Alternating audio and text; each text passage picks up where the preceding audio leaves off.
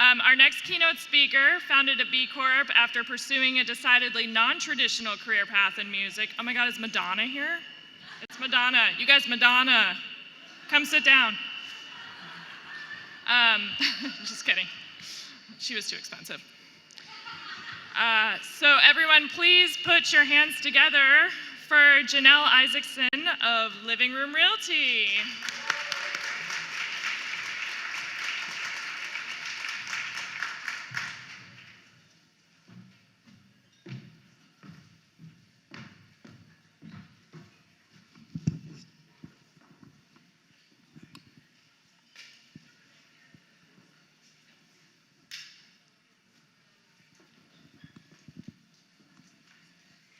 So after college, I decided I would start a punk band with 3 of my girlfriends named Spread Eagle.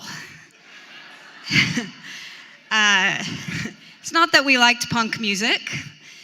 It's just all we could play. None of us had ever played instruments before. So the beauty of punk rock music is that you don't have to have a lot of skill. You just have to be willing to get up in front of an audience and scream at them.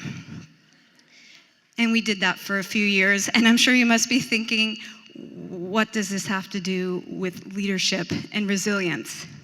And I'm sure my parents were thinking, oh God, what kind of detour has our life taken now?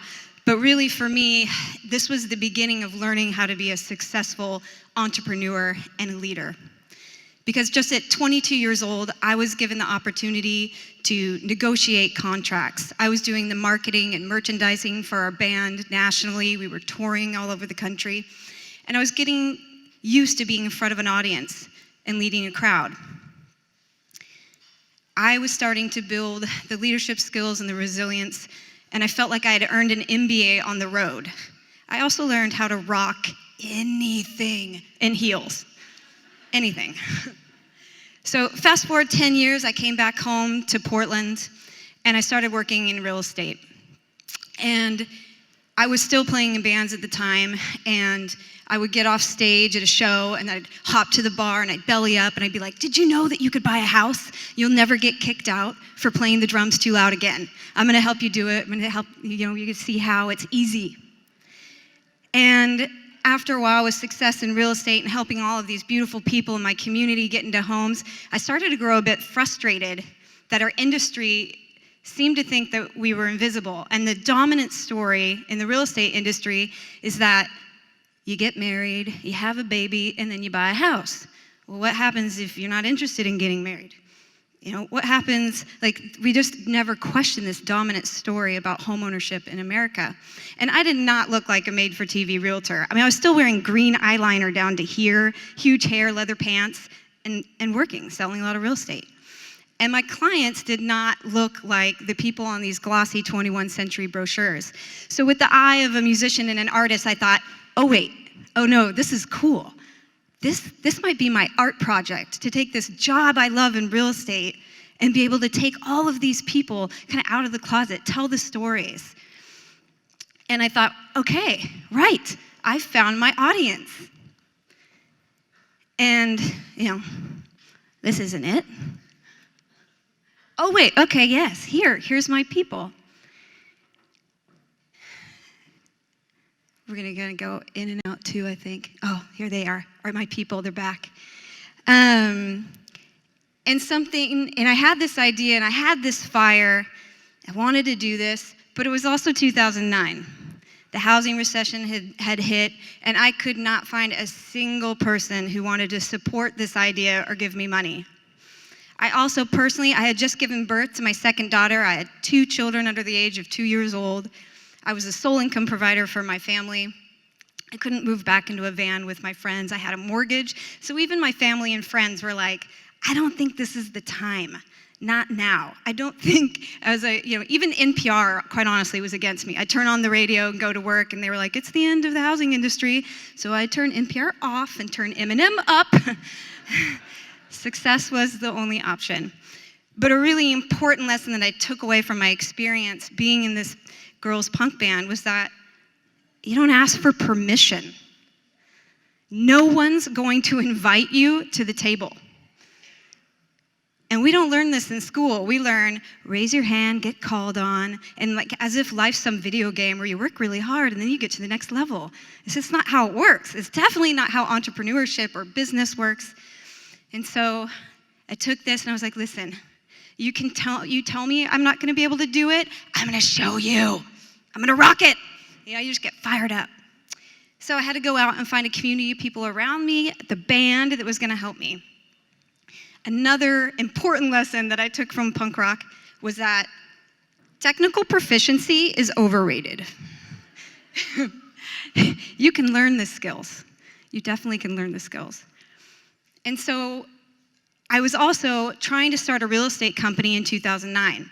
I couldn't go out and recruit agents based on their current numbers as any kind of indication of their future success.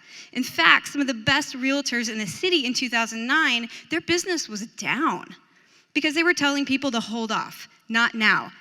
This isn't the right time. So I had to look for other indications of success.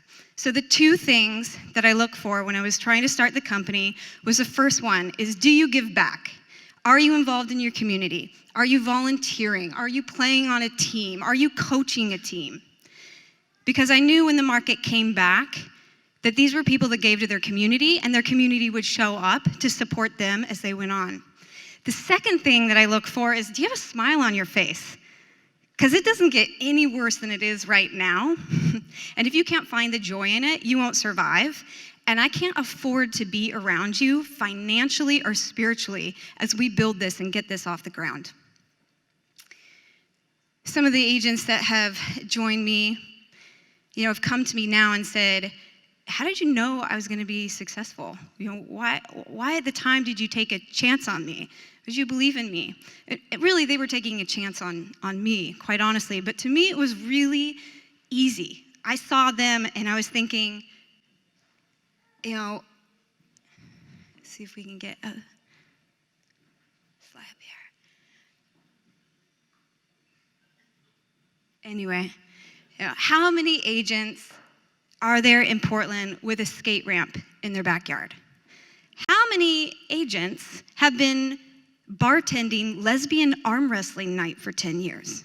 You see, you had the trust and authenticity inside of a community that no one in our industry was thinking of to talk to before you came. And being a little bit punk rock, being authentic, being willing to just be ourselves, it took a lot of courage. And everyone in the market in our industry was saying, you do that, if you show real people and real houses, if you don't control your brand or your image, you're gonna alienate the higher end market. You're gonna become irrelevant. Don't go to Living Room. They let anything in their website. There we go. Well, but great art isn't censored. And telling these stories and allowing our agents to tell these stories really has been the key to our success and continues to be. So it does take a little courage to wake up in the morning as the CEO of a real estate company. We're on track to sell $1 billion worth of real estate this year. And when I open up my laptop and I see best little whorehouse in Portland, uh-oh. Oh, or last unicorn on the left. Wow, that has everything to do with serious real estate. Or maybe your first time doesn't have to be with your partner. I squirm a little bit and then I think, oh yeah, right, that's what we're up to, because these are the stories that people share time and time again on the internet. This is the reason that we have more Facebook likes than any other real estate company on the West Coast. This is how in 10 years we grew a company from a few $1 million in real estate to be on track to selling $1 billion worth of real estate in our local community. $1 billion. It's really fun to say. We did $750 million last year, and I was like, whew, it's pretty good for a little dirty punk rocker. And, what about that higher end market that everyone warned us that we were going to alienate? Well, it's funny because it's actually done the opposite. We have a much higher average sales price than our competitors. Our web leads have a higher average sales price. Because I'll tell you what, when you come to our website and you read the story of the single mom who put herself through school so she could afford to buy a home for her kids and provide a better life, if you relate to that story, or you have a sister or a mom or a friend that you see in that story, you're not thinking about the price point. You're thinking your needs just felt seen and understood. And there is a level of connection that you get that you can't get from just looking at listings on Zillow. So we're all here because we're B Corp, and we're part of wanting to try to create a movement. And really that's what the punk rock scene was all about and continues to be about, is about creating a movement against the mainstream. And to do that, you've got to be willing to say something, to stand for something, to own something. And we've been willing to say a few things that our competitors won't. And one of the things that we focused on a national level was getting people in our industry. We wanted to contribute to the resilience of our entire real estate industry. And so we've been inviting people to go back and look at the real estate code of ethics. It's beautiful. It's actually a total punk rock manifesto. The opening lines is, "Under all is the land. Realtors should recognize that the interest of the nation and its citizens require the highest and best use of the land and the widest distribution of land ownership. Realtors are actually supposed to, every one of them, be out there working for affordable housing. We all should be working towards the building of functioning cities, protecting the environment, industry and farms, adequate housing, because under all of us is the land." And we were really inspired by Timothy Snyder's books. I'm sure many of you have read the 20th Lessons from the 20th Century. He invites us all to go back and read our code of ethics. Because when we form these alliances together, we have a certain type of power that can protect us against tyranny and corruption. He makes the argument that had the attorneys and the doctors in Nazi Germany gone back and upheld their code of ethics, the atrocities of that war would have been nearly impossible. So there's power. There's power together as we come together and as communities. There's resilience in that.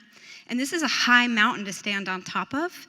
And this also gives resilience for us as a company against the setbacks and we're doing it a different way. And we've got competitors breathing down our neck. If I hear one more person ask me, are you worried about Redfin disrupting your industry?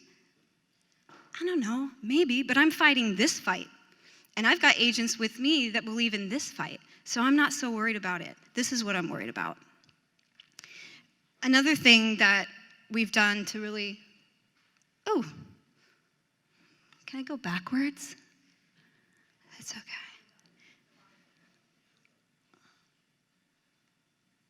Okay. Another thing that we've done is we've also, that we've jumped into the mosh pit of our community, is done something that's much more local. So one of our offices is located on the bike pathway on 26 in Clinton. And during all of the construction that was happening on Division, we had a lot of cars getting pushed into these smaller residential neighborhoods. I was riding my own bike home down to the Springwater corridor, and there was a homeowner just really close to the New Seasons there. And she had scrawled on a piece of cardboard paper, "Watch for kids on bikes." And I pulled over as a mom just to connect for a minute with that frustration and the beauty of just getting so damn desperate. You're in your recycling bin, tearing up a piece of cardboard paper and just scrawling on it, slow the F down, right? My kids are here, my kids are playing. And I stopped and I was taking it in, and I was like, I want a sign like this in front of every house in this neighborhood. And then it dawned on me, wait, that's what I do. I'm a realtor. My job is to get my sign in every yard in the neighborhood. So I called my marketing team and I was like, hey, we're gonna help this lady. I want you to print these up, let's use her words, watch for kids on bike. She'd even put a hashtag, Safer Southeast. I was like, damn, she's starting a movement. We're getting behind that. And so we printed them up and we offered them for free. She wound up coming into our office. She was really moved, right? someone saw her. People came to like support her. And we gave those signs everywhere. Yeah, we got a lot of free publicity for that. That's cool. We had neighbors coming into our office. We were able to give those away. But I think what's really important, the lesson out of that was like, what can we do as a local company that's here on the ground that we can say? What can we say? How can we turn the volume up for the people that we serve in a way that our competitors can't or won't or don't? I'm pretty sure the CEO of Zillow is not going to be riding his bike home the Clinton corridor, right? But I am. I can see those things. I can help the people. So some of you may be thinking, okay, well, you can get away with the tattoos and the punk rock. You have a Portland-based business, but our clients, maybe they're global. But the reason that our business looks like that is simply because we hold a mirror up to our community and we let them shine. And we're telling their stories. We do this by asking them, where's your living room? And celebrating that answer no matter what it looks like. Because everybody has a story to tell and they want to feel seen and connected. And I would ask you to go back into your organizations and what about your people that you serve? What's the feedback? What can you say? What can you do that none of your competitors are able to do for them? So we used to end every show with Spread Eagle. I was the lead singer. I played guitar. And so I would come up and I'd end every show with, I want to thank you all for participating in my rock and roll fantasy. You guys would go nuts and throw beer on me at this point. Super fun. Maybe I'd jump out. But listen, I still feel that way when I come to work, and I realize, damn, we are going to sell $1 billion worth of real estate with one simple idea of helping people in our community make room to live. And you know what? I'm certain that punk rock fantasies do come true. So thank you so much, and I really appreciate being here with you today.